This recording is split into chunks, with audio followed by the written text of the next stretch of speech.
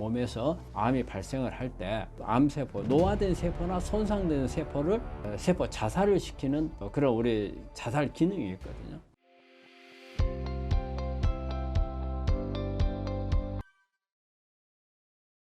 그러니까 비타민 C는 유방암뿐이 아니고 모든 암에 다 해당이 된다고 봐야죠. 우리가 비타민 C의 가장 큰 역할은 우리 세포 안에서 막 미토콘드리아에서 에너지가 만들어지고 하게 되면 산화물이 나오거든요. 그래서 1단계 해독에 관여하는 게 비타민 C예요. 그래서 비타민 C는 일단 우리가 산화물이 막 만들어지면 이게 날카로운 창이라고 생각하면 돼요. 그래서 아무데나 가서 막 찔러요. 그래서 뭐 세포막도 찔러서 손상을 주고, 그 다음에 핵에 있는 DNA도 손상을 주고, 그 다음에 안에 있는 미토콘드리아인지 라이보소om인지 이런 세포 안에 있는 장기들이 있거든요. 여기에도 손상을 다 줄 수가 있어요. 그래서 비타민 C는 손상을 주는 창과 같은, 여러분, 그 다음에 뭐 칼하고 날카로운 칼 이런 것에 해당되는 것을 일단 꺾어놔요. 그래서 찌르더라도 이렇게 둔탁하게 만들어서 상처를 많이 못 주도록 그런 역할을 하는 게 일단 비타민 C, 응급처치한다고 생각하면 돼요. 그 다음에 이제 2단계 해독으로서 우리가 글루타치온이라든지 뭐 설포라판이라든지 이런 부분들이 나와가지고 이것을 제거를 하는 거거든요. 그래서 비타민 C는 일단 무조건 세포 안에서 만들어지는 산화물들이 바로 사고를 치는 것을 막아주는 역할을 하기 때문에 아주 중요하죠. 그리고 또 이제 비타민 C는 우리가 콜라겐을 만드는 성분의 일부거든요.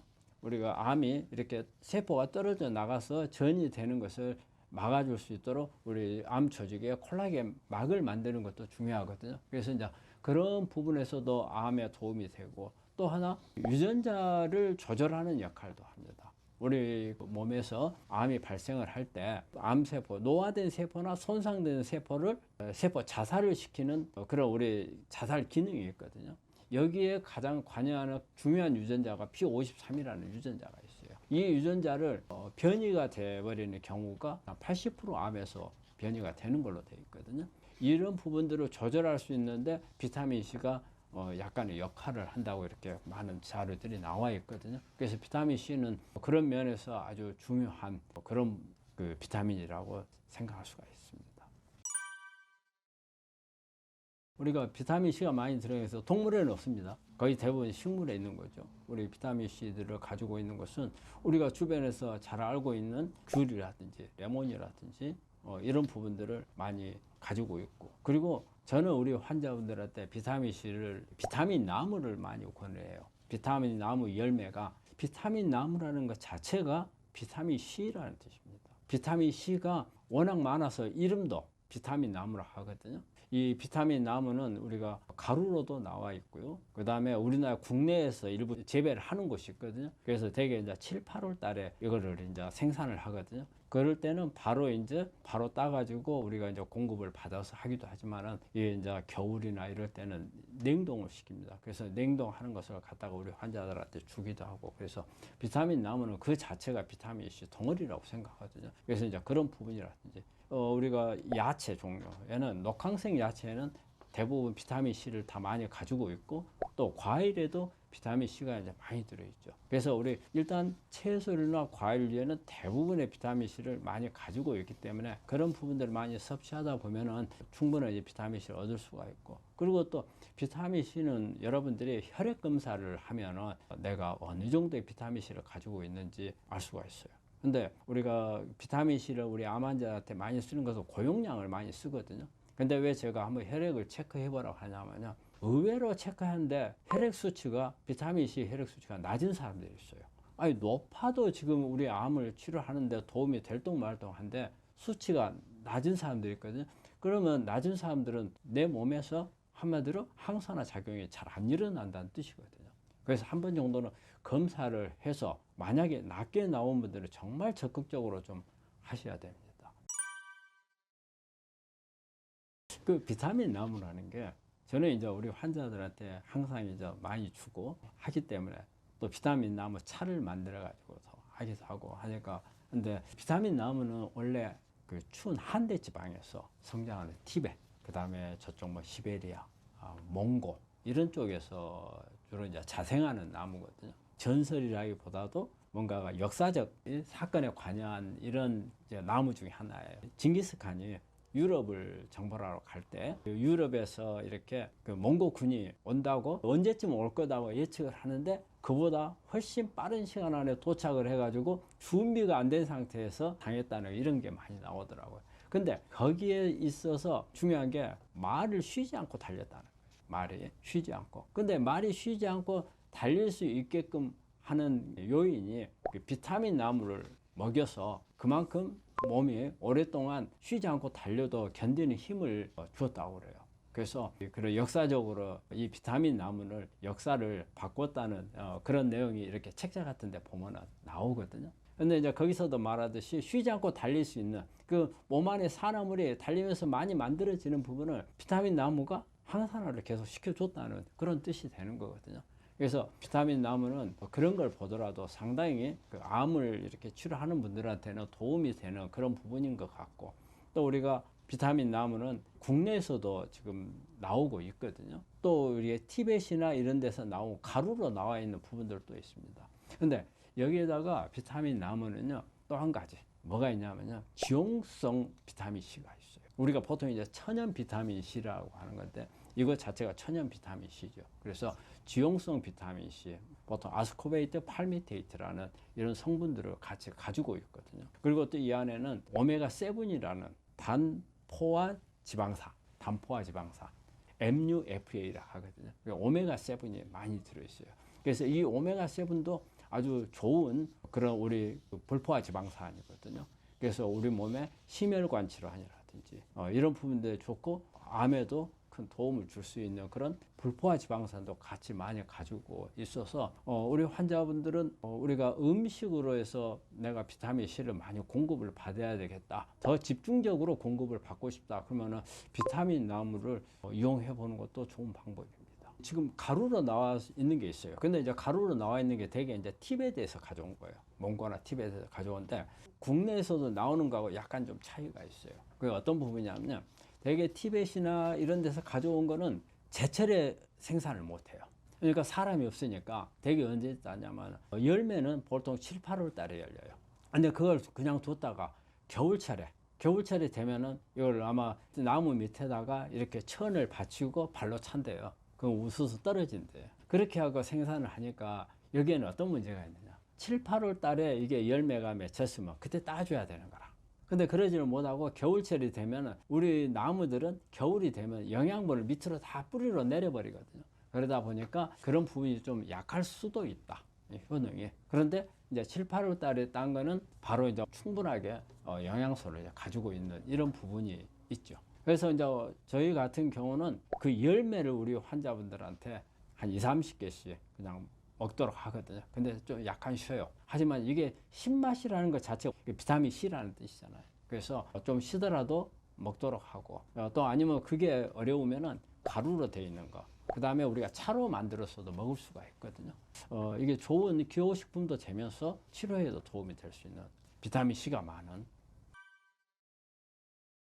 항생제는 보면 이제 우리가 어떤 세균 감염이나 이런 부분들을 막기 위해서 사용을 하는데, 특히 이제 우리 암 환자분들이 항생제하고 관련해 가지고는 특히 이제 항암을 하거나 수술을 하는 경우에, 특히 이제 수술하는 경우는 상처를 낫기 위해서, 감염 안 되기 위해서 항생제 쓸 수밖에 없잖아요. 또 항암을 하게 되면은 백혈구가 떨어진다든지, 그런데 이제 뭐 폐렴이라든지 또 어떤 부위에 감염이 온다든지 이런 부분에 항생제를 쓰게 되는데, 그래서 항생제를 쓰게 되면은 항상 이 점을 생각을 해야 돼요. 항생제는 장내에 미생물 있잖아요. 이 미생물도 다 죽이는 효과를 가지고 있어요. 그리고 오히려 항생제에 저항하는 세포들만 남게 되거든요. 그럼 이 저항하는 미생물들은 대개는 보면은 나쁜 균들이 많아요. 그런데 이제 우리 암하고 관련해서 그럼 항생제는 어떤 영향을 주느냐? 가장 먼저 영향을 주는 게 장을 엉망으로 만들거든요. 그러면 장이 엉망으로 만들어지면 일단은 면역이 떨어져요. 면역이. 그리고 우리 장 안에서는 미생물들을 이용을 해서 여러 가지 물질들을 만들어내요. 우리가 항암 물질도 미생물에서 만들어지고, 면역을 높이는 물질도 만들어지고, 그리고 그 외에도 우리 신경 호르몬 같은 거, 우리 기분을 좋게 해주는 뭐 세로토닌이라든지 가바라든지 이런 호르몬들도 같이 만들거든요. 이런 부분들을 다 못 만들게 되는 거예요. 그래서 장 기능이 나빠져서 면역도 떨어지고 어떤 우리 심리적인 불안감이라든지 이런 부분들까지 다 올 수 있게 하는 게 우리가 이제 그 항생제 그런 역할을 하고, 또 항생제가 이제 더 큰 문제는 이런 게 있어요. 항암을 하잖아요. 항암을 하게 됐을 때 항암의 내성이 빨리 오게끔 하는 게 또 항생제가 영향을 준다고 그러거든요. 그리고 요즘에 보면은 면역 항암제가 요즘에 상당히 많이 사용을 하고, 요즘에는 어떤 기본적인 항암 외에 면역 항암제가 관여하는 게 엄청 많아지고 있거든요. 근데 면역 항암제가 가격도 엄청 비싸요. 근데 효과가 좋아야 하잖아요.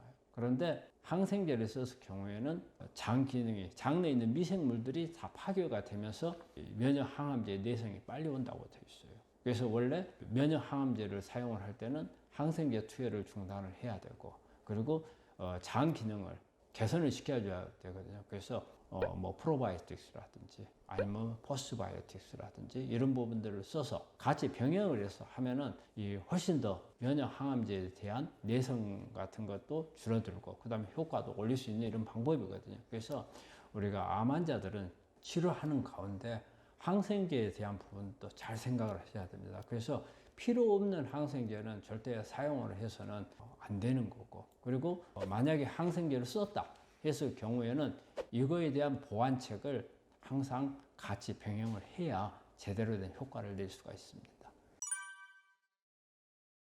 그게 이제 우리가 감기는 이제 바이러스 계통이잖아요. 그래서 바이러스는 사실은 면역이 우리 암 면역, 암세포에 대한 면역이나 바이러스에 대한 면역이 이제 비슷하거든요. 같다고 봐요. 우리가 T세포나 NK세포가 주로 이제 관여를 하는데, 감기에 걸리는 경우에는 면역이 떨어졌다고 보기 때문에 면역을 같이 이제 올려줘야 되는 부분이 있고, 또 감기에서 가능한 한 항생제를 사용을 않는 게 중요하죠. 그리고 우리 바이러스는 항생제에 죽질 않아요. 바이러스는 단지 바이러스가 감염을 일으키고 2차 감염으로 세균이 감염을 하는 거거든요. 그러면 이때 항생제가 필요한데, 우리가 일반적으로 막 기침하고 가래나고 콧물 나면 바로 항생제부터 써버리거든요. 근데 가능한 한 우리 암 환자분들은 항생제를 사용하는 것은 상당히 조심해서 꼭 필요한 경우에, 정말 어떤 2차적인 세균 감염이 됐다고 판단될 때만 사용을 해야 되고, 또 항생제를 사용했으면 그 다음에 장에 대한 문제가 같이 겹치기 때문에, 특히 항암이나 수술하고 난 후라든지 이런 것을 하고 있는 환자들 같으면 그런 보완을 꼭 필요합니다. 우리 사실 암이라고 하는 것은 그냥 어느 하나의 세포에서 암이 만들어지면 이 세포가 어떤 규칙이 없이 막 계속 성장한다, 그거 아니거든요. 암세포는 정말 정확한 규칙에 의해서 암이 커나가는 거예요. 그러면 그 규칙을 주는 게 뭐냐? 바로 유전자예요. 유전자. 우리 몸에서 정상적으로 이게 성장하는 과정에서 우리가 막 정자하고 난자하고 수정이 됐을 때는 엄청 빨리 커요. 그렇잖아요. 그 10달 동안에 한 4kg 정도로 빨리 크는 그런 세포들의 성질을 가지고 있거든요. 그러면 그 세포들에는 있어서는 성장하는 신호를 주는 유전자들이 활동을 한 거예요. 그런데 나이가 50이 넘어가고 60이 되고 암이 발생했을 시점에 가면은 원래는 세포들은 성장을 안 해요. 그리고 그 빨리 성장을 시켰던 그런 유전자는 전부 스위치가 다 꺼져 있어요. 그리고 이제 나중에 50대, 60대 때는 그 상황을 유지하기 위한 세포들. 그렇기 때문에 여기에는 성장을 촉진하는 세포는 없어요. 그런데 암이 발생을 한 경우에는 이제 달라져요. 빨리 성장을 시켰던 엄마 뱃속에 있을 때 활동했던 유전자를 깨우는 거거든요. 깨워가지고 암세포가 빨리 크는 거예요. 지 멋대로 크는 게 아니에요. 그러면 이런 경우는 50대, 60대 나이가 됐다. 그러면 50대, 60대 활동해야 될 유전자들만 활동을 해야 되는데, 엄마 뱃속에서 있었던 빨리 크게 하는 유전자 스위치를 다 켜가지고 활동을 시키고, 또 암을 억제하는 기능이 있는 유전자들은 다 꺼버리고, 이런 부분들이 발생을 하는 거죠. 그런데 이런 경우는 되게 뭐 돌연변이에 의해서도 올 수가 있고, 또 아니면은 스위치만 켰다 껐다 하는 스위치만 작동이 오작동이 되는 경우가 있어요. 그래서 이런 유전자가 한마디로 암을 설계를 하는 거예요. 그 암을 만들어내는 거예요. 그런데 우리가 일반적으로 치료하는 것은 무조건 이 암덩어리를 죽이는 역할. 그렇잖아요. 죽이고. 아니면은 수술해서 들어서 없애버리고. 또 면역이 공격을 하게끔 만들고. 그런데 문제는 어디가 있어요? 뒤에서 계속 암세포를 만들도록 유도하는 신호가 있어요. 바로 이게 유전자예요. 그래서 이 유전자를 어떻게 해서든지 꺼야 돼요. 그래서 이 끄는 방법이 우리가 대학에서 하고 있는 것 중에서는 표적 치료제도 바로 이 치료입니다. 신호를 주는 유전자를 여기서 억제를 시키는 그런 부분들이고, 우리 면역 항암제도 마찬가지예요. 면역 항암제라 해서 우리가 면역을 높여주는 치료가 아니에요. 면역 세포의 공격으로부터 벗어나게끔 만드는 것을 벗어나지 못하도록 암세포를 잘 찾을 수 있도록 도와주는 게, 그것도 일종의 면역 항암제지만 표적 치료제에 들어갑니다. 그 표적 치료제는 바로 유전자하고 관련이 있는 거예요. 그리고 이렇게 암을 만들거나 이런 부분들도 바로 유전자 역할이거든요. 그래서 우리가 암을 치료하려면 어때요? 막 한쪽에서는 막 계속 막 만들으라고 공급을 해주고 있는데 옆에서 막 죽이고 한다고 해서 다 될 수는 없잖아요. 그렇기 때문에 저는 암 치료하는 데 있어서 앞으로 갈수록 유전자를 조절하는 게 아주 중요하다. 그렇기 때문에 그래서 저는 이제 우리가 암 치료에서 가장 중요한 것 중에 하나가 이런 유전자 조절, 암을 만드는 설계를 우리가 들여다보고 이거를 여기서 차단하는 게 가장 좋은 게 아닌가 그렇게 생각합니다. 아직까지도 유전자에 대해서는 이렇게 완벽하니 돼 있지는 못해요. 그리고 또 하나 어려운 게 뭐냐면 유전자가 암을 만든다는 것은 다 알아요. 하지만 얼마만큼의 유전자가 변이가 와서 영향을 주고 있는지를 다 알지를 못하고, 또 하나는 유전자 중에서도 결정적인 역할을 하는 게 있고 그냥 보조로 옆에서 도와주는 역할을 하는 게 있고, 그렇다면 우리가 치료를 하는데 결정적인 것을 공격을 해야 될 거 아니에요. 그래서 우리가 표적 치료제 만드는 것들은 대부분 결정적인 유전자를 이제 공격하는 이런 부분들로 이제 많이 이제 나오는데, 문제는 변이된 유전자가 너무 많다는 거예요. 우리가 말이 그래요. 최소한 하나의 암을 만드는데 변이된 유전자가 20개 이상은 돼야 한다. 근데 20개에 대한 것을 우리가 표적 치료제로 다 쓸 수가 없어요. 그러면 사람의 목숨은 유지가 안 돼요. 그렇기 때문에 우리가 표적 치료제로 쓸 수 있는 것들이 앞으로도 지금 나와 있는 것 외에도 앞으로도 계속 나올 거예요. 그렇지만 아직까지 나오지 않는 것들 있잖아요. 이런 부분들에 대해서는 우리가 쓸 수 있는 방법이 하나 있어요. 우리 자연에 있는 파이토케미칼에는 이런 유전자를, 변이된 유전자를 억제할 수 있는 힘을 가지고 있어요. 그래서 이런 파이토케미칼들을 잘 활용을 해야 돼요. 이 파이토케미칼들은 대개 우리 음식에 많이 들어있거든요. 특히 채식에 많이 들어있어요. 그래서 우리가 채식을 많이 하는 이유 중에 하나도 이 파이토케미칼을 유지하기 위한 거예요. 단순히 탄수화물을 공급을 줄이고 여러 가지 이런 부분들을 영양적인 측면에서 말을 하는 것보다도 그 안에 가지고 있는 파이토케미칼들이 아주 중요한 역할을 하죠. 그리고 이 부분들이 들어가서 우리가 정확한 기전은 모르지만 역할을 다 한다는 거예요. 그리고 매일 먹잖아요. 그래서 매일 먹으면은 우리가 매일 표적 치료제를 먹고 있는 그런 개념하고 같거든요. 그래서 그 유전자를 억제하는 이런데 아주 우리가 관심을 가지고 노력을 하고, 그래서 여기에서 우리가 채식을 더 주장하는 그런 부분에도 여기에 있어요. 사실은 우리 암 환자들이 암에 걸리고 나면 체중이 많이 빠져요. 또 수술하면, 항암을 하면, 방사선을 하면 체중이 많이 빠지니까 끝나고 나면은 어떻게 해서든지 예전에 내 체중을 유지하거나, 또 주변에서 그래요. 암을 잘 버티려면 잘 먹어야 된다. 이런 말을 하니까 막 먹어요. 그런데 자, 우리 몸 안에서 일어나는 그런 변화를 한번 봐야 하잖아요. 내가 잘 먹으면 누구도 잘 먹어요. 암세포도 잘 먹는 거예요. 그리고 내가 먹는 것은 항상 한계가 있어요. 내가 뭐 밥을 반 그릇을 먹어가지고 내 몸에 필요한 어떤 에너지로서 쓸 수 있는 게 반 그릇이랍니다. 한 그릇을 먹었을 경우에는 어때요? 남아있는 반 그릇을 내 몸을 위해서 더 쓰는 게 아니에요. 쓰는 것은 반 그릇까지예요. 나머지 반 그릇은 뭐 하느냐? 저장을 해요. 그래서 체중이 늘어나겠죠. 뱃살이 늘어나고. 그때는 근육이 느는 게 아니에요. 지방만 늘어나는 거예요. 그런데 이때 암이 있다면 어떤 현상이 일어나겠어요? 이 남아있는 것을 암세포가 가져가죠. 그러면 내한테 필요한 것은 필요한 만큼만 쓰고 나머지는 암세포가 가져가니까 내가 잘 먹는다 하는 말은 어떤 말이 되겠어요? 암세포가 잘 큰다 말하고 같거든요. 근데 우리 환자분들은 내가 암에 걸리는데 체중이 빠졌어. 이거 보충해야 돼. 그 주변에서도 암 환자는 잘 먹어야 된다.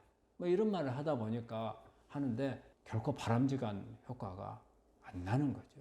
그래서 저는 그래요. 체중을 내가 예전에 가지고 있는 체중을 절대 암에 걸렸을 때 그 체중으로 가기는 쉽지 않아요. 그래서 그 체중까지 늘리려고 하는 것보다는 나한테 자기의 키하고 이런 부분들을 맞춰서 가장 적절한 체중이 어느 정도인가 거기에 근접하거나 거기에서 한 2, 3kg 적은 이런 경우가 저는 오히려 더 낫다고 생각을 해요. 그래서 다른 것보다도 우리 환자들이 너무 체중을 늘리려고 노력을 하시는 것은 그렇게 바람직한 것은 아니다. 그 말씀을 드립니다. 그렇죠. 이제 회복하면서 자기 체중이 올라가는데, 자기 체중 완전히 가는 사람들도 있겠지만, 대부분은 그 후에 내가 이제 우리 환자들을 쭉 보면은, 체중이 예전 체중까지는 안 간다고 봐요. 대부분 다. 예. 그래서, 몇 킬로 정도는, 떨어지고. 그런데 이런 분들이 있어요. 한 10킬로 이하로만 내려가 버린 분들이 있거든요. 이제 이런 분들은 조금 올릴 수 있지만, 내 목표를 내가 예전에 내 체중의 목표가 돼서는 안 된다. 그보다는 낮게. 근데 내가 적게 먹어도 그 체중으로 간다면 나쁠 거예요. 없겠죠. 그 다음에 에너지 쓸 거 다 쓰고 한다면. 그런데 그 체중을 올리려고 하다 보면은 내 체중이 느는 것보다는 암세포 도와주는 꼴이 될까 봐서 그러는 거죠. 저는 우리 환자들 항상 딱 병실에 들어오면은 일단은 뭐부터 보냐면 체중이 느는 표시가 나는가 안 나는가. 그 다음에 빠지는 것도 좋은 게 아니거든요. 그래서 항상 들어오자마자 얼굴 보면 약간 표시가 나요. 그래서 그 부분을 가지고 체중이 늘었느냐 아니면은 체중이 줄었느냐 물어보고 체중이 늘었으면은 운동해서 뺄 수 있도록 하고 식사 양이 많으면 식사 조절을 해야 된다 하고 그런 상담을 꼭 해주는 거죠. 식이섬유가 상당히 이제 중요한데 우리 암 환자들한테는 우리가 식이섬유를 많이 먹어라 하는데 이 식이섬유가 그럼 하루에 필요한 양이 얼마나 되겠느냐. 사실은 우리가 이렇게 문헌을 찾아보면 한 400g에서 하루에 400g에서 600g 정도를 먹어야 된다는 거예요. 근데 아마 400g에서 600g 정도를 먹을 수 있는 사람이 별로 없을 거예요. 우리가 거선요법에서 이렇게 주스라든지 이런 거 하는 거 보면 하루에 열 몇 번씩 먹으라는 게 있는데 아마 그 정도 먹어야 아마 400에서 600g 정도 되는데 그렇게 먹을 수 있는 사람이 별로 없어요.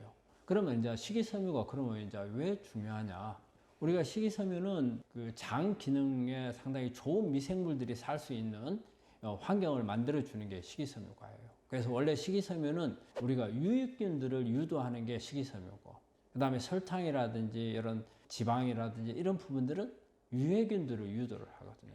그래서 식이섬유는 그런 유익균을 유도하는 게 있고, 그리고 암을 억제하는 이런 물질들을 식이섬유를 통해서 만들어요. 그래서 우리가 뷰티릭산 같은 경우는 우리가 H작이라는 악성으로 가는 유전자를 이렇게 억제해주는 그런 효과도 있고, 또 식이섬유가 장 안에서 만들어지는 발암물질들을 갖다가 밖으로 배출시켜버리는 역할도 해요. 우리 몸 안에서 만들어지는 이런 발암물질들, 그리고 암을 유도하는 물질들이 있거든요. 이게 나쁜 균들에 의해서 만들어져요. 그래서 이거를 대변으로 빼내버리는 역할을 하는 것도 식이섬유가 하고, 그 다음에 이 식이섬유는 장 안에서 면역을 높이는 이런 기능도 하거든요. 식이섬유가 에너지를 공급해주는 역할도 해요. 에너지를 우리 몸에. 중요한 게 우리 뇌에서 사용할 수 있는 좋은 신경 호르몬들도 우리 장 안에서 만들거든요. 그런 부분들에 영향을 주는 게 식이섬유예요. 그래서 우리 환자분들은 식이섬유를 최대한 많이 먹어야 돼요.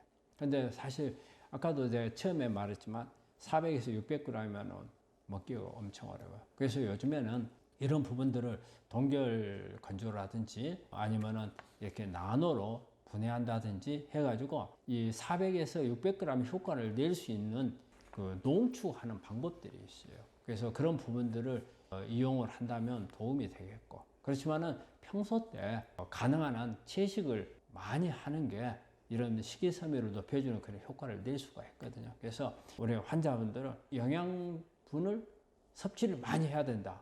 그래서 동물성 쪽에 어떤 단백질 섭취를 이런 데만 신경을 많이 쓰는데 사실 반대로 생각을 해야 돼요. 그래서 우리가 요즘에는 칼로리가 문제가 돼서 그 암이 나빠지고 그런 경우는 없거든요. 그래서 가능한 한 채식을 많이 해서 식이섬유를 많이 섭취하는 노력을 많이 좀 하셔야 될 겁니다. 항산화제 이야기가 나오니까 그런데 사실 우리 항산화제는 암을 치료하는 데 있어서 암이 워낙 산화물을 많이 만드니까 이것을 억제를 하고 하는데 항산화제가 항암 작용을 많이 갖는다고 그렇게 돼 있어요. 근데 항산화제를 너무 많이 썼을 경우에는 어떤 이제 현상이 올 건지 우리 몸에서 특히 이제 면역 세포를 한번 볼 필요가 있어요. 면역 세포가 암 세포를 공격을 해야 하잖아요. 공격을 하는 데 있어서 이 공격을 하는 무기가 뭐냐면 산화물을 가지고 공격을 하는 거예요. 산화물을. 그래서 이 산화물이 없으면은 면역 세포도 공격력이 떨어져요. 그런데 항산화제를 너무 많이 써버리면 우리 면역 세포도 공격할 산화물까지 없어져 버리는 거예요. 그래서 우리가 항산화제는 적절하게 쓰는 게 좋아요. 근데 보면은 우리가 항산화제가 다양하게 있거든요. 뭐 비타민 C라든지 그다음에 비타민 E, 비타민 A, 뭐 비타민 B 그 외에도 뭐 글루타치온 여러 가지 엄청 많거든요. 이게 좋다 해가지고 온갖 것을 다 먹었을 때 정말 내한테 도움이 될 건가? 그래서 저는 그렇지 않다고 봐요. 그래서 너무 많은 항산화제를 쓰는 것은 오히려 역효과를 낼 수 있다. 그래서 우리 환자분들이 저는 이제 오게 되면 항상 좀 물어봐요. 기능식품을 가지고 있는 거예요. 뭐 있느냐. 그래서 너무 많을 때는 그걸 조절을 해주거든요. 전부 저는 가지고 오라고 그래요. 그래서 먹어도 되는 거, 먹으면 안 되는 거, 지금 당장에 필요 없는 거 뒤로 빼고 그런 부분도 조정하는데 그 가운데 제가 생각하는 게 항산화제를 너무 많이 먹는 것을 피하게끔 하는 것도 조절하는 데 있어서 항상 그 염두에 두고 그것을 하고 있거든요. 그래서 항산화제를 너무 많이 쓰는 것은 그렇게 바람직하지 못하다. 예. 이거는 이제 지금 앞으로 먼 장래에는 그런 방법이 나올 거예요. 2012년도에 노벨 생리학상을 받은 주제가 바로 뭐였냐면요. 존 B 거돈이라는 분하고 그다음에 시냐 야마나카라는 분이 공동 연구에서 노벨상을 받았어요. 그래서 이 주제가 뭐였냐면 이 정상 세포를 줄기 세포로 바꿔버리는 거죠. 그러니까 퇴행을 하는 거죠. 그러니까는 엄마 뱃속에서 막 수정돼 가지고 그 만들어지는 수정란이 있잖아요. 이 상태로 바꿔버리는 연구를 한 거예요. 그래서 이제 몇 가지 유전자 단백질을 정상 세포에다 주면은 그런 현상이 오는 것을 발견한 거예요. 그래서 이제 유전자 단백질을 주니까 이게 줄기세포로 바뀌어버리더라고요. 그러면은 이 의미가 어떤 게 있냐면 이 정상 세포가 이런 줄기세포로 바뀔 수가 있고 또 그 다음에 이제 역으로 분화를 시키면 줄기세포가 이렇게 정상 세포로 또 분화가 된단 말이에요. 그렇다면 이런 이제 역분화라고 그래요. 정상 세포에서 줄기세포로 가는 것을 역분화. 그 다음에 줄기세포에서 정상 세포로 오는 것을 분화라고 해요. 그러면 이런 부분들을 조절을 한다면 예를 들어 가지고 암이 있는데 이게 악성암, 줄기세포암이다. 그러면 일반 암세포로 바꿔버릴 수가 있다는 뜻이 되는 거고 그 다음에 암세포를 정상세포로도 바꿔버릴 수 있다는 거고 그렇다면 이게 앞으로는 치료가 어떻게 되겠어요? 우리가 사실 암에 걸렸을 때 방법이 없으니까 수술을 해서 드러내는 거잖아요. 또 그리고 항암제나 방사제 써서 죽이는 거잖아요. 그러면 이런 수술을 하게 되면 여러 가지 장기 손상이라든지 부작용이라든지 후유증 많이 남잖아요. 그 피부에도 상처도 수술 상처도 남고 좋은 부분은 아니잖아요. 근데 만약에 이런 암세포를 정상세포로 바꿔버린다. 그 다음에 줄기세포, 뭐 재발전이 되는 암세포, 줄기세포를 일반 암으로 바꿔준다면 항암제 잘 듣겠죠. 항암 치료에 우리가 줄기세포는 항암제에 저항을 많이 하기 때문에 일반 암으로 바꿔놓으면 치료가 훨씬 더 높아질 수도 있고 또 아니면 가장 좋으면 정상세포로 바꿔버린 다음에 암이 없어질 수 있잖아요. 바로 그런 단초를 준 게 2012년도에 그 연구 자료거든요. 그래서 앞으로 이 부분이 지금은 안 되고 있지만 세월이 흐르면은 충분히 이런 부분들이 되리라고 보는 거예요. 앞으로 이렇게 그 암세포가 정상세포로 바뀔 수 있다는 부분이 아마 지금 많은 연구자들은 그걸 연구를 하고 있을 거예요. 그리고 가능하다는 것을 이 연구를 통해서 밝혀졌기 때문에 그래서 우리 환자분들한테 이게 주는 의미는 앞으로 이런 치료들이 앞으로 나올 수가 있고 완치도 가능할 수 있고 그 전 단계에서는 여러 가지 새로운 방법들이 많이 나온단 말이에요. 그래서 앞으로 암은 잘 버티고만 있으면, 저는 종종 이 말을 써요. 우리 환자분들한테 암으로 죽기 어렵다 그런 말씀 하는데, 그럴 수 있는 부분들이 만들어질 거예요. 우리가 암세포를 정상세포로 바꿀 수 있다, 꿈 같은 이야기지만 현실로 다가오고 있다는 겁니다. 제가 우리 환자들하고 이렇게 상담을 하면 보통 초진 환자들 같으면 짧으면 1시간 아니면 한 2시간 정도 이렇게 하거든요. 근데 그 환자들마다 사연 없는 분들이 없어요. 대부분 다 뭔가가 뭐 자기 암의 진단을 받았을 때 자기 어떤 정리돼야 할 일들도 있는 거고, 가정사도 있는 거고, 여러 가지가 있죠. 병원에서 치료하는 프로토콜에 대한 여러 가지 시간적인 부분을 요하는 부분들이 있거든요. 그런데 우리 환자들이 항상 이런 말씀을 해요. 야, 요번에 이거 끝내고 치료하면 어떻겠습니까? 이런 말씀을 하시는 분들이 상당히 참 많은 것 같아요. 그래서 참 암이라고 하는 것은 내 몸에서 계속 암이 커가고 있는데 내가 그런 여유를 가질 수 있나? 또 여유를 갖는다 하더라도 같이 병행을 해야 되는 거거든요. 그런데 이걸 다 마치고 나면은 내가 시작을 하겠다. 그런 분들이 많아서 그런 분들한테 해주고 싶은 게 바로 그런 거거든요. 그건 아니다. 항상 해야 되기 때문에 요 근래에 와가지고 우리 환자분들이 여러 가지 자기 사업이라든지 이런 부분들하고 겹치는 부분이 많은가 봐요. 근데 암은 결코 다른 어떤 것에 있어서도 우선이 돼야 된다고 생각을 하거든요. 그래서 그런 부분을 좀 느꼈습니다. 거의 공통적으로 물어보는 게 이제 앞으로 어떻게 치료를 해야 될 건지 이제 이걸 많이 물어보죠. 그럼 이제 대학에서 해주는 것은 스케줄대로 프로토콜대로 있는데, 사실 요즘에 대학에서도 워낙 환자들을 많다 보니까 빨리빨리 해야 하니까 환자들이 그 부분에 대해서 교수들한테도 정확하게 듣지를 못해요. 그럼 이제 그런 부분들도 이제 설명을 하고, 그 다음에 이제 우리가 현대의학만 가지고 되지 않는 부분들이 이제 면역이라든지 어떤 또 유전자 변이라든지 그다음에 생활 환경이라든지 이제 이런 부분들을 어떤 식으로 관리를 하고 어떻게 앞으로 어떻게 할 것인가, 그런 부분들을 이제 설명해 주는 거죠. 그래서 이제 그렇게 어떻게 관리를 할 것인가 환자들 입장에서 막막하거든요. 그래서 이제 그런 부분들을 설명을 해주고, 그리고 또 우리 환자들도 궁금해하는 부분이 자기가 가지고 있는 암이 앞으로 어떻게 되겠느냐, 불안하잖아요. 미래에 대한 불안. 그래서 그 불안을, 그러니까 의외로 환자들이 이런 게 많아요. 기수도 좋고 분화도도 다 좋은데 아주 안 좋아질 거라는 이런 불안감을 가지고 있는 사람들이 의외로 또 많거든요. 또 반면에 자기들이 가지고 있는 것은 상당히 심각해요. 그런데 현재 나오는 증상이 없다 해가지고 아주 또 등한시하고 자기 몸을 꼭 나무 몸인 양 방관을 하는 이런 부분들도 있고 그래요. 근데 그분들이 다 머릿속에는 앞으로 내가 어떻게 될 건가, 이 부분에 대한 궁금증이 상당히 많죠. 그래서 이제 그런 부분들을 이야기를 좀 많이 하고, 그리고 또 하나 이제 관심을 많이 갖는 게 우리 환자들이 음식이에요. 음식이나 운동 같은 거, 이런 부분을 어떻게 할 것인가. 근데 우리 환자들이 의외로 와가지고 원인을 찾으면은 나는 음식을 함부로 먹어서 암에 걸렸다, 나는 운동을 안 해서 암에 걸렸다, 그런 환자들이 의외로 많더라고요. 근데 꼭 그런 것만은 아니거든요.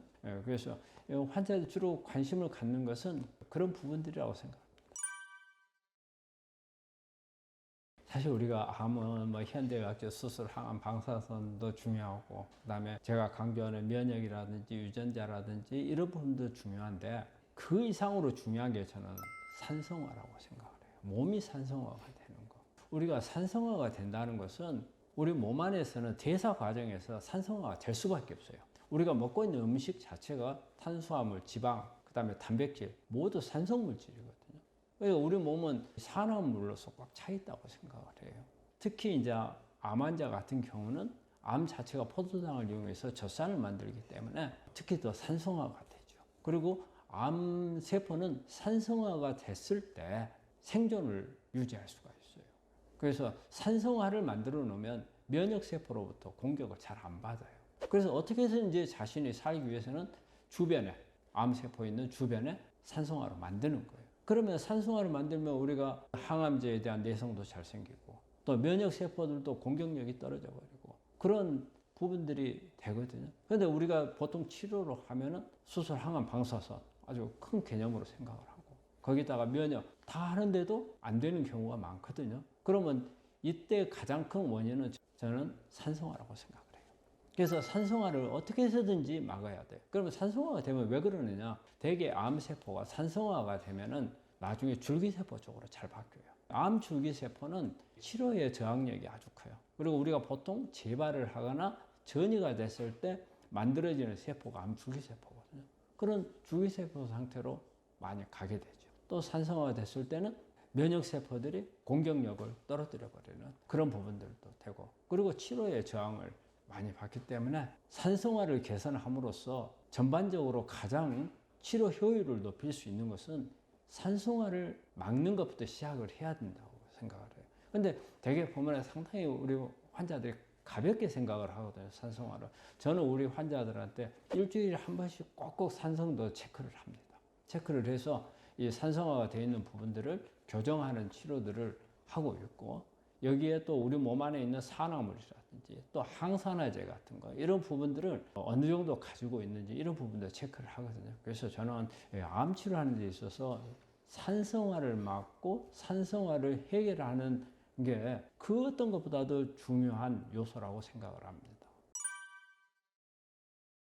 산성도를 체크하는 거는 우리가 이제 일반적으로는 그 리트머스 시험지를 가지고 체크를 하면 돼요. 우리 학교 다닐 때 썼던 리트머스 시험지는 1, 2, 3, 4, 5, 6 뭐 이렇게 나온 거 1단위로 이렇게 나는데, 우리 사실 우리 몸 안에 산성도라는 것은 우리가 7.35에서 7.45 사이거든요. 그럼 아주 그 편차가 적어요. 그러면 이거를 보려면은 이렇게 1, 2로 돼 있는 그 이런 단위로는 안 되고 0.1, 0.2 이런 단위로 체크를 해봐야 되거든요. 그래서 그런 리트머스 시험지가 나옵니다. 그래서 그걸 가지고 되게 이제 아침에 막 기상하자마자, 아무 때나 체크해가지고 되질 않아요.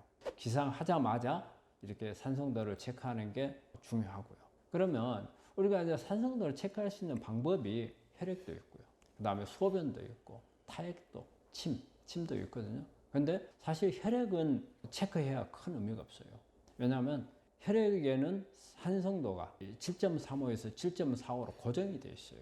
아무리 내 몸이 산성화가 되어 있다 하더라도 혈액에는 달라요. 그래서 혈액을 체크해가지고는 아무 소용이 없고요. 그리고 이제 소변을 가지고 검사하는 방법이 있거든요. 소변은 매일 편차가 너무 심해요. 그날 어떤 음식을 먹었느냐, 내가 운동을 했느냐, 스트레스를 받았느냐, 이런 거에 따라서 너무 차이가 많아요. 그래서 그것도 큰 도움은 안 되고, 그래서 가장 정확한 것은 침을 가지고 해야죠. 침은 타액이거든요. 그러면 우리가 가장 산성도가 중요한 거는 암세포 주변이거든요. 혈액이나 소변이 아니고 암이 있는 자리 주변의 산성도가 문제란 말이에요.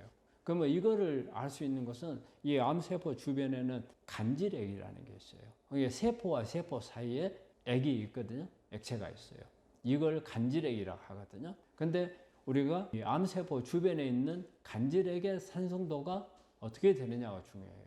유일하게 이 간질액을 우리가 짐작을 해볼 수 있는 부분이 우리 인체에서는 침이에요. 침은 간질액에서 만들어져서 나오는 거기 때문에, 그래서 침을 가지고 검사를 하면 가장 정확한 접근법이 되거든요. 그래서 산성도 체크는 그런 부분들을 하면 되고, 간접적으로 이렇게, 이거는 정확성은 없어요. 근데 우리 환자분들이 가끔 이 이야기 하세요. 소변을 보면 거품이 많이 만들어진다, 이런 말씀을 하거든요. 근데 이 거품이 많이 만들어진다는 것 자체가 바로 우리 몸에 산성화가 됐다는 뜻이거든요. 근데 이제 이 부분은 아까도 말씀드렸지만 소변이거든요. 그래서 수시로 변할 수가 있어요. 근데 평소 때 자주 이렇게 거품이 많이 발생을 하는 그런 소변을 본다면 그 산성화를 생각을 해야 되거든요. 그럼 왜 거품이 발생을 하냐면, 산성화된 소변을 넣게 되면 우리 변기에 있는 물하고 부딪히면서 거품이 만들어져요. 근데 우리 환자들이 이게 뭐 당뇨가 왔냐 뭐 여러 가지 생각하는데, 우리 당뇨도 몸이 산화되기 때문에 그런 현상이 오는 거고, 그 산성화되어 있는 음식들을 많이 먹게 되면 거품이 많이 만들어집니다. 근데 그거는 간접적으로 볼 수는 있지만 정확한 내 몸의 산성화라고 보기는 어렵습니다. 막 일어나자마자 산성도를 체크를 했을 때 6.7 이하면은 산성화가 돼 있다고 봐요. 그리고 그 타임을 놓쳤다 그러면 30분 후에 체크를 해요. 일어나서 그때 체크를 했을 때 7.0 이하면은 일단 산성화가 돼 있다고 볼 수가 있거든요. 그러면 이제 우리 환자분들이 궁금한 것은 이것을 뭘로 해결할 것이냐. 사실 이게 쉽지 않아요. 우리 암 환자는 암세포는 계속 젖산을 통해서 산성 물질을 만들어내고 있는 거거든요. 그 암세포 지가 생존하기 위한 생존법이란 말이에요. 생존법. 그런데 해결할 수 있는 방법은 우리가 일단은 어떤 약이라든지 이런 부분들을 가지고 해결할 수 있는 게 아니에요. 그러면 첫째는 우리가 산성 물질을 안 먹어야 되겠죠. 그런데 우리 먹는 모든 음식은 산성이에요. 우리가 탄수화물이면은 어때요? 우리가 젖산을 만들잖아요. 단백질이면은 아미노산, 지방을 먹으면 지방산. 산성 물질을 그 부분을 줄이는 방법이 있어요. 그러면 일단은 과식이라든지 이런 부분들을 좀 안 하는 게 좋겠죠. 그 다음에 알칼리성 식품 같은 것을 먹는 게 중요하겠고. 근데 제가 중요하게 생각하는 것은 미네랄이에요. 미네랄이 교정할 수 있는 가장 좋은 방법이거든요. 이 미네랄을 저는 이제 우리 암 치료하는 데서 상당히 중요시 여기는데, 미네랄이 이렇게 몸을 산성화를 막아주는 것도 있고, 그리고 또 암을 억제하는 이런 것도 있거든요. 그래서 우리가 특히 미네랄 중에서도 칼륨이 많은 음식들을 먹으면은 우리가 칼륨이 알칼리성 미네랄이라고 말을 써요. 그 다음에 칼슘이나 마그네슘은 알칼리토. 그래서 약간의 알칼리를 띈다. 그래서 알칼리 양 미네랄이 칼슘이나 마그네슘이거든요. 가장 좋은 것은 칼륨이 많은 음식을. 그럼 칼륨이 많은 음식이 주로 어떤 거냐? 고구마나 비트, 그다음에 바나나, 토마토, 키위, 막 이런 부분들이 칼륨이 많은 음식이거든요. 그리고 이제 물을 이제 잘 마셔야죠. 우리 환자분들이 의외로 물을 잘 안 마시거든요. 그런데 물은 너무 많이 마시는 것도 좋지 않습니다. 보통 1.5에서 2리터 정도가 좋고, 너무 많이 마시는 것은 또 다른 어떤 문제를 이야기하기 때문에 그 정도가 가장 적당하래요. 물을 많이 마신다 해가지고서 완전하게 산성화를 막아줄 수 있냐? 그렇지는 못해요.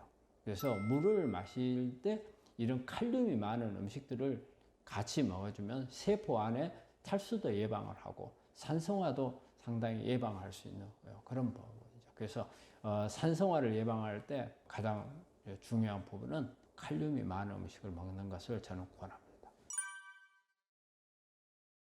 우리가 술을 마시면은, 우리가 술은 1급 발암물질로 분류가 되어 있잖아요. 알코올은. 근데 가장 나쁜 방법이 뭐냐? 우리가 여러 가지 생각할 수 있죠.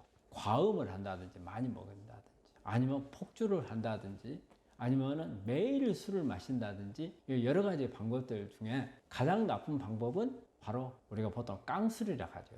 깡술이 뭐예요? 우리가 알코올이 어느 정도 이제 중독에 가까워진 사람들을 보면 밥을 안 먹어요. 반찬도 안 먹고 그냥 술만 마시거든요. 내가 물어보니까 안 들어간다더라고. 저는 술을 못 하니까 내가 그 심정은 잘 모르겠는데, 술 좋아하는 사람들 보면 옆에 봐도 안주를 안 먹어요. 근데 그렇게 그런 음주 습관이 있는 분들이 암에 잘 걸린다는 거예요. 그거는 왜냐하면 우리가 그 음식을 이렇게 먹을 때 우리 몸에서 대장에서 비타민 K라는 것을 만들어내요. 그러면 이 비타민 K가 K2, 2번 K2가 바로 이 우리 간에서 암을 억제하는 기능을 해요. 그런데 우리가 술을 마실 때 비타민 K2가 만들어져야 되거든요. 그런데 음식이 안 들어오면은 비타민 K2를 만들 수 있는 방법이 없어요. 그러면 우리가 알코올을 먹었을 때 알코올 속에 있는 알코올이 우리가 아세트알데히드라는 성분으로 바뀌거든요. 이 아세트알데히드가 바로 발암물질이에요.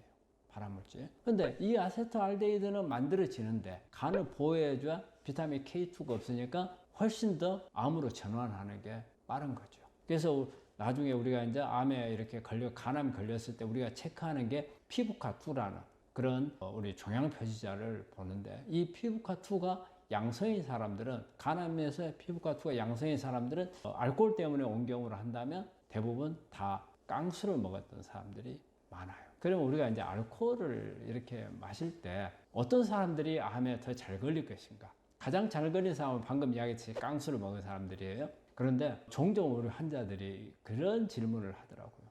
술을 잘 마시는 사람들이 있잖아요. 잘 마시는 사람들이 술 마시는 경우하고, 술을 못 마시는 사람들이 그 술을 마셨을 때 암에 걸리는 게 어떠느냐. 이걸 물어봤는데, 잘 마시는 사람들이 더 잘 걸린다고 봐요.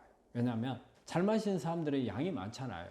그렇기 때문에 아세트알데히드가 만들어진 양이 많아요. 근데 못 마시는 사람들은 조금만 마셔도 술이 취하고 더 이상 들어가지를 못해요. 그러니까 실제적으로 아세트알데히드가 만들어진 양은 적어요. 그래서 이렇게 오히려 잘 마시는 사람들이 암에 더 잘 걸리는 그런 부분들이 있고, 그리고 매일 먹는 사람들이 그렇고, 또 나쁜 것은 어느 순간 폭주를 하는 사람들이 있잖아요. 이런 분들이 나쁘다는 거예요. 지금 보면은 알코올로 인해서 간암이 발생하는데 가장 나쁜 것은 일단은 깡술이 안 좋다는 걸 말씀을 드리고, 일단 알코올은 아주 적은 양, 보통 뭐 일주일에 와인 한두 잔 개념으로 이야기를 하는데, 그 범위를 넣어서 어느 정도 내가 술 좀 마신다 한다는 것은 암에 항상 영향을 줄 수 있다는 그런 생각을 하셔야 되고, 또 하나 말씀드리고 싶은 것은 우리 암 환자분들이 암에 걸렸는데, 간암이 아니고 암에 걸렸는데 이때 술 마시는 것에 대해서 어떻게 생각하는가? 저는 그것은 좋은 게 아니라고 생각을 해요. 근데 우리 환자가 또 이걸 물어봐요. 한 잔만 하는 것은 어떠냐? 이걸 또 물어보거든요. 근데 사실은 보면 술 마시는 사람들은 한 잔으로 끝나는 경우가 잘 없잖아요. 한 잔이 두 잔이 되고 늘어나기 때문에 저는 가능한 한 안 하시는 게 좋겠다. 그런 말씀 드리고 싶습니다. 우리가 술을, 우리 사람이 알코올 양하고 무조건 비례하는 건 아니거든요. 그 다음에 우리가 암에 걸린다는 것은 알코올이다. 그러면 알코올이 주 영향을 준 거지 100% 영향은 아니거든요. 그 다른 요소들이 여기에 아세트알데히드가 발암물질로 작용을 했지만 그 외 것들이 보조가 있어야 암으로 가는 거죠. 그래서 보조가 없는 경우는 안 가거든요. 그래서 아무리 술을 많이 마시는 사람도 암에 안 걸릴 수가 있는 거고, 근데 조금밖에 안 마시는 사람, 아니면 전혀 마시지 않는 사람들도 암에 걸릴 수 있단 말이에요. 그거는 이제 간암에 대한 원인이 단순히 알코올 때문에 오는 경우는 그렇게 많지는 않아요. 우리 실제적으로 간암하면 술이 제일 많을 것 같잖아요. 아니에요. 술 때문에 오는 경우는 한 10% 정도밖에 안 된다고 그래요. 나머지는 가장 많은 거는 간염이에요. 간염 때문에 오는 경우가 제일 많죠. 그래서 그 모든 암이 다 마찬가지예요. 어떤 원인 하나 때문에 온다기보다는 여러 요소가 작용을 하기 때문에, 뭐 담배 많이 피는 사람들 몇십 년 동안 담배를 피웠는데 나 폐암 안 걸리더라. 담배 얼마 피지 않았는데 폐암에 걸리더라. 그렇기 때문에 그런 부분들은 총체적으로 종합을 해보지 않는 한 모르는 거기 때문에 클리어하게 커트해서 술을 얼마만큼 마시면 암에 걸리고 얼마 이하로 마시면 암에 안 걸린다, 그런 부분을 이렇게 나누기는 어렵죠. 간암이 어려운 이유가, 간암은 진짜 증상이 없어요. 그리고 간이 크잖아요. 그래서 간이 원래 우리가 간은 뭐 가슴이 할 때 보면 두근반 서근반 한다고 하잖아요. 말 그대로 무게도 두근반 서근반, 두근반에서 서근반 사이인데, 이 간은 10분의 1만 정상적인 기능을 해도 간은 정상적인 간이에요. 그러니까 90%가 나빠졌을 때도 바깥에 안 나타난다는 거예요. 그 10% 가지고 정상적인 기능을 해버리기 때문에. 그러니까 간 안에는 간이 크잖아요. 암은 보통 뭐 1cm, 2cm 이 정도밖에 안 되죠. 그러면 간 안에 있을 때는 아무 표시가 안 난다는 거예요. 그래서 간암이 어려운 거예요. 간 안에 증상으로 나타나려면 상당한 사이즈가 돼야 된다는 거예요. 우리가 간암을 느낄 수 있는 것은 되게 피곤한 증상, 그 다음에 체중 저하, 복통이 올 수 있고, 그 다음에 황달이 올 수 있고, 이런 부분들이란 말이에요. 근데 사이즈 1cm, 2cm 가지고 이런 증상은 거의 나오지를 않는 거예요. 그래서 되게 발견되면은 상당히 커져 있는 그런 부분이 되는 거고, 그래서 간암은 이게 암 자체가 어떤 침묵이라는 용어를 사용할 수밖에 없는 게 그런 부분. 간암이 치료가 쉽지 않은 암. 왜냐하면 치료제가 별로 없어요. 그 수술을 하잖아요. 수술을 하는 경우는 이제 가장 해피한 거죠. 수술을. 그런데 또 우리가 가운데 있는 뭐 간문맥이라든지, 그 다음에 간동맥이라든지, 큰 담관이라든지 이런 옆에 있는 암은 수술을 못 해요. 그리고 우리가 간이 우측간이 있고 좌측간이 있거든요. 근데 양쪽으로 다 가버린 경우도 수술을 하지를 못하고, 항암제를 쓰는 경우도 이게 다른 장기에 있는 암에 비해서 약이 별로 없어요. 신생혈관 억제제를 쓰는 것 외에는 크게 효과 있는 부분이 잘 없고, 세포독성 항암제도 우리가 쓰는 건 있지만 아주 큰 기대를 하기가 어려운 부분이고, 그래서 간암은 상당히 힘든 암 중에 하나예요. 이 시간에도 우리 환자분들한테 전달하려고 했던 게 제대로 다 전달됐는지 모르겠습니다. 그러니까 최선을 다하려고 노력을 하는데, 혹시 여러분들이 내용에서 궁금하신 게 있으면 댓글로 달아드리면 댓글에서 모아가지고 이 부분에 대해서 따로 한번 설명하는 그런 시간을 갖도록 하고요. 그래서 이 시간에 암을 치료하고 계신 분들은 암이라고 하는 것은 일단 최선을 다하는 수밖에 없습니다. 본인들이 노력한 만큼의 성과를 내는 거거든요. 그렇다 해서 너무 과하게 하시는 것도 오히려 좋지는 않습니다. 그래서 목표를 세워서 체계적으로 하시면 좋은 결과를 내실 것이라고 생각하고 최선의 치료를 위해서 열심히 저도 여러분들한테 좋은 정보를 드리도록 노력할 것이고 여러분들은 자신의 몸을 위해서 최선을 다하는 그런 부분이 되었으면 좋겠습니다. 감사합니다.